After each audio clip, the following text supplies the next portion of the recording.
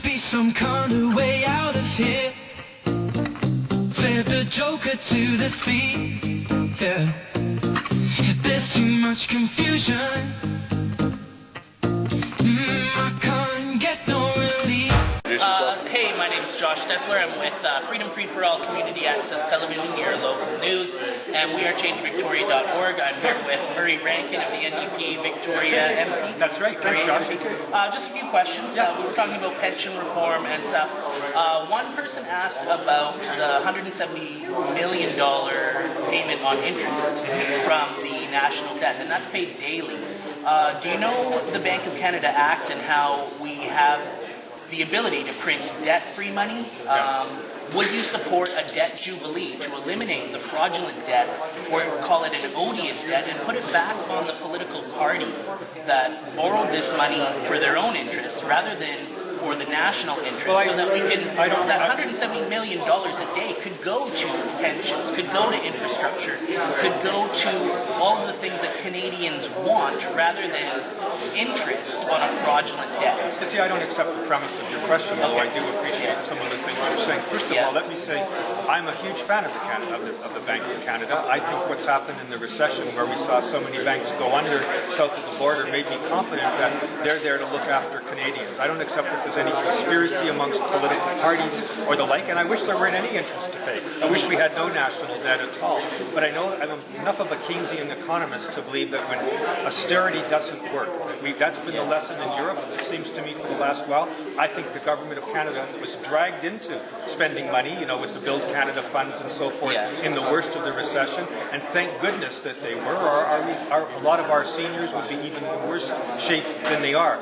We had a room full of people here today, many of whom I think you'll agree were seniors, right? I think most people here were seniors, and they're worried about not just themselves, they're worried about their children, they're worried about their grandchildren, because guys like you are not going to have enough money to live on when you grow into your retirement years if we don't find a national consensus to work together.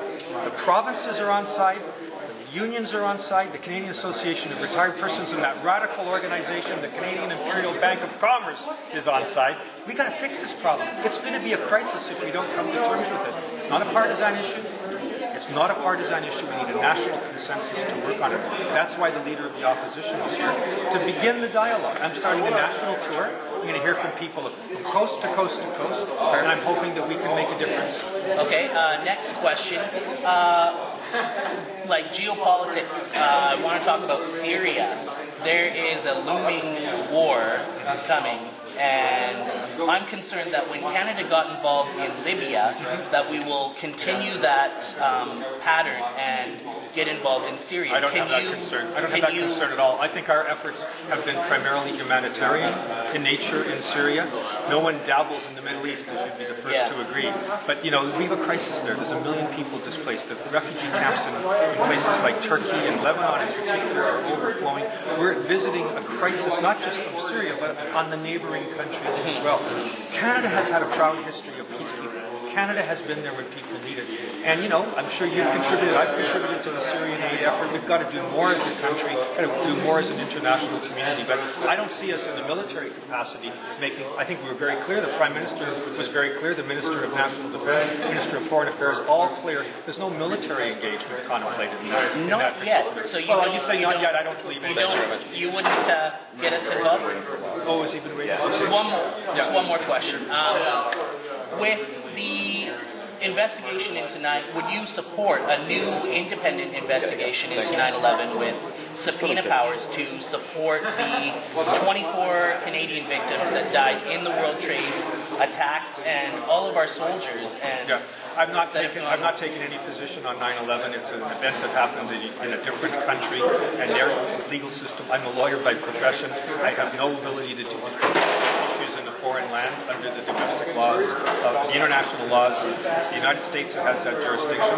I would hope that they would do their best to investigate that crime against humanity, which is what it was, and come to the bottom of it. But as a Canadian, I can only offer them moral support in doing what they need to do to get to the bottom of that event. So do you know how many buildings fell on 9/11? Thanks. Josh Steffler, freedomfreeforall.com, and wearechange.victoria.org. Find us online, find us on Facebook, find us on Twitter. We're asking the questions that they're not answering. Be safe and be free.